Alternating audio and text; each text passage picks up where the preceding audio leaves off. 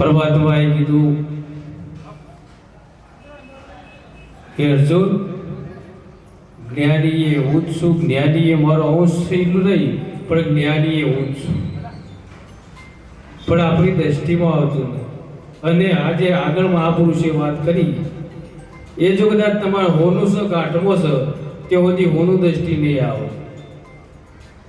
એ મહાપુરુષોએ સદારામ બાપુની ઘણી બધી આપણી એમના જ્ઞાન વિશે વાત કરી, પણ આપણે જો સગુણમાં એમના જોડે બેહીને જે જ્ઞાન મેળવ્યું હોય તો એ હોનાનું પારખ આજ પરમાત્માનો સ્વરૂપ હતો. અમારે ઘણી વખત બાપુ બે નીકળે એટલે બાપુ મન કી ચલો એમનો ભાવ જેમ સુદામાન કૃષ્ણ ભગવાન જેવો હતો ને એવો અમારા સદારામ બાપુનો ભાવ હતો. પણ આ ઓળખવા માટે સાહેબ સંતોના જેમ તમારે વૃક્ષમાંથી પત્તો પ્રગટ થાય ને જ્યારે નહીં ડાળીમાંથી, પણ એ જો ડાળી ના હોય તો વૃક્ષ એ પત્તો એનો ને પાંદડો પ્રગટ ના થાય. અને ડાળી છે ને થળના રૂપમાં છે, તો થળ ના હોય તો ડાળીઓ પ્રગટ ના થાય.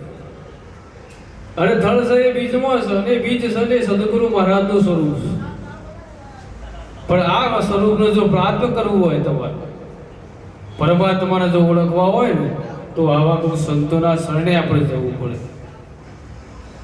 અને જો સુધી તમે આપણે જાણીએ છીએ બાપુએ સુંદરમાં એક લીટી વાત કરી હતી કે પૂર્વના સંચિત કર્મોથી તમારે એક મનુષ્યનો અવતાર મળી ગયો. આજે જેટલું બધું તમારું કર્મ સુકૃત ઉદય જીવન તો તમને મનુષ્યનો અવતાર મળે.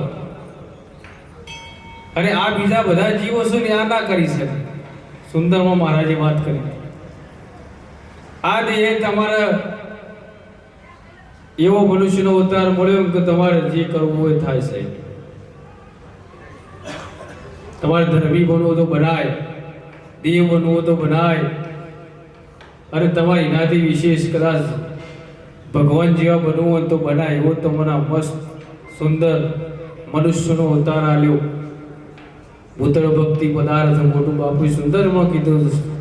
પણ આ પદાર્થને પારખવા માટે સાહેબ કોઈક આવા સંતોના શરણોમાં જવું અને તમારે એ પદાર્થ મેળવી લેવું.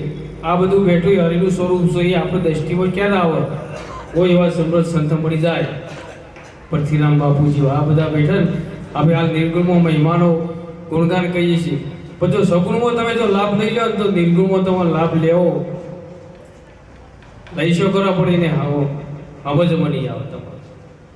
એટલે ધન્યવાદ શાહ પરિવારને કે જે સંતોની વારંવાર સેવા કરી આ મહિમાનો લાભ લેશે. અને આપણે પરમાત્માને એવી પ્રાર્થના કરીએ. કૃષ્ણ ભગવાન હાલ આપણે બધા શ્રી રામચંદ્ર શ્રી સદારામ બાપાએ હાલ બોલી જ રહ્યા છે.